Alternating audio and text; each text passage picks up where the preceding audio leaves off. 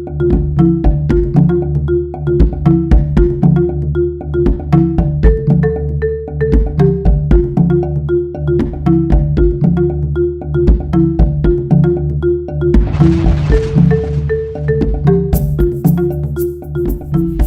Banque mondiale s'intéresse aux ressources naturelles car la ressource naturelle, c'est la bonne gestion du patrimoine naturel des pays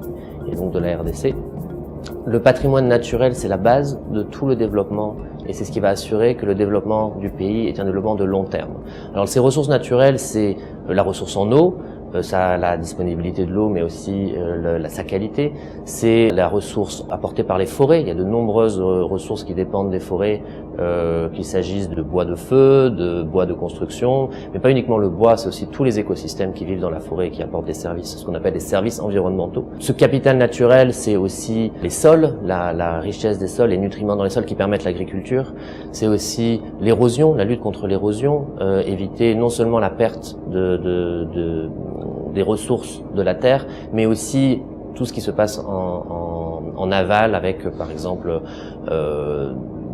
l'enlisement ou le dimensionnement des ponts qui dépendent en fait de l'érosion et qui dépendent donc de la bonne gestion de la terre. Donc on s'aperçoit que les ressources naturelles, c'est un capital de la RDC, mais c'est un capital qui n'est actuellement pas valorisé par les indicateurs économiques, qui s'intéressent principalement aux échanges, mais qui ne calculent pas la richesse de la RDC en termes de son patrimoine naturel. Aujourd'hui, nous travaillons avec les autorités de la RDC pour conserver ce patrimoine naturel, au moins s'assurer que ce patrimoine naturel soit le socle d'un bon développement, mais d'un développement qui n'entame pas ce capital, qui ne fait pas qu'il est dilapidé, mais au contraire, qui va pouvoir rester pour les enfants, qui va pouvoir rester pour les futures générations, ce qu'on appelle donc le développement durable. Le développement durable, c'est celui qui permet de se développer aujourd'hui,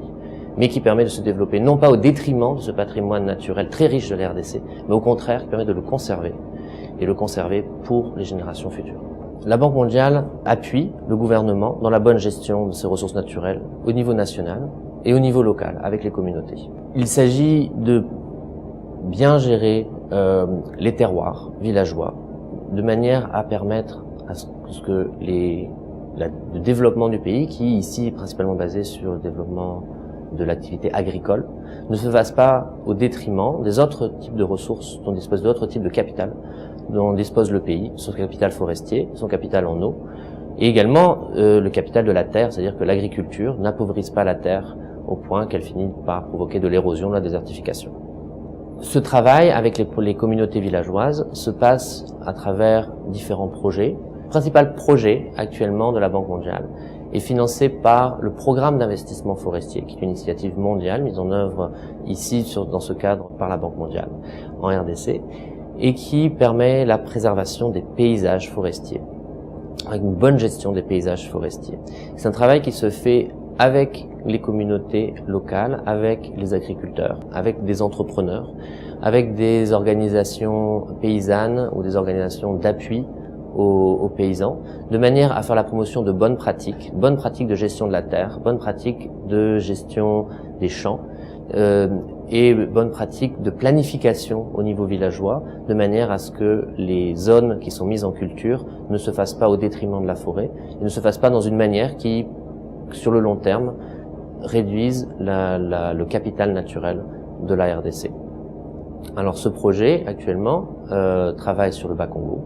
avec des organisations paysannes. Il s'appuie sur des organisations congolaises de manière à s'assurer que le travail qui est fait aujourd'hui est un travail durable et que ces organisations demain continueront à travailler, continueront à appuyer les paysans.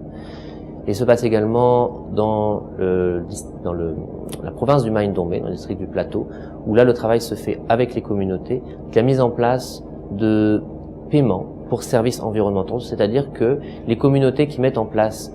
un dispositif de bonne gestion de leurs ressources naturelles reçoivent des bénéfices directement, soit au niveau individuel avec des paiements, soit avec la mise en place d'investissements collectifs qui leur permettent d'avoir un meilleur développement. Ainsi, il y a un développement économique, un développement du pays, une lutte contre la pauvreté qui se fait, mais à travers un chemin qui permet la bonne gestion du capital naturel et donc qui n'entame pas ce capital et qui permet à ce que les générations futures puissent continuer d'avoir le capital actuel naturel de la RDC. Ce système de paiement pour services environnementaux est assez innovant. Ça fait beaucoup d'années qu'il y a des tests. Ici en RDC, ce sera un test à grandeur nature sur le district du Plateau et qui est observé par toute la communauté internationale puisqu'il est quelque part une première étape dans la mise en place d'un système mondial qu'on appelle REDD+, pour la réduction des émissions de la déforestation et de la dégradation des forêts. Ce système mondial REDD+, sera discuté à la prochaine conférence des parties à Paris, dans le cadre de la Convention cadre sur les changements climatiques. Et s'il y a un accord, on va voir un système financier qui fasse la promotion de projets REDD+, ainsi, portés par les États, au niveau mondial. Donc la RDC est pionnière dans le cadre de la mise en place de ce projet, de ce programme REDD+. Elle teste dans le Maine-Dombé, dans la province du Maine-Dombé, une approche qui permet de concilier le développement économique des communautés, mais également la conservation de leur patrimoine naturel, et en particulier le patrimoine naturel des forêts, parce que les forêts apportent de nombreux services environnementaux à toutes les populations au niveau local, mais également apportent des bénéfices au niveau mondial, avec un stockage du carbone dont toute la planète bénéficie. Donc aujourd'hui, il y a ce souhait au niveau mondial d'appuyer les gens, d'appuyer les communautés, d'appuyer les pays qui font une bonne gestion de leurs ressources naturelles, une bonne gestion de leurs forêts. Et donc, on teste ça en RDC. On va tester ça, le programme commence. On va tester ça dans le province du Maine-Dombé, voir comment travailler avec les communautés, qu'elles aient une bonne gestion de leurs ressources naturelles, comment capitaliser ça au niveau national, comment la RDC peut aller montrer que avec ses bonnes politiques, avec ses bons investissements, elle a pu réduire la pression sur ses forêts, réduire la déforestation, et donc elle a participé à l'effort mondial de lutte contre le changement climatique et pouvoir obtenir des financements pour cela. On aide la RDC dans ce sens-là, cela fait très longtemps, ce sont des programmes qui visent le long terme et qui donc s'observent sur le long terme également. C'est parfois, on comprend l'impatience parfois, mais ce sont des choses qui justement visent le long terme et donc ont un pas de temps peut-être différent d'autres activités économiques. Mais il faut voir que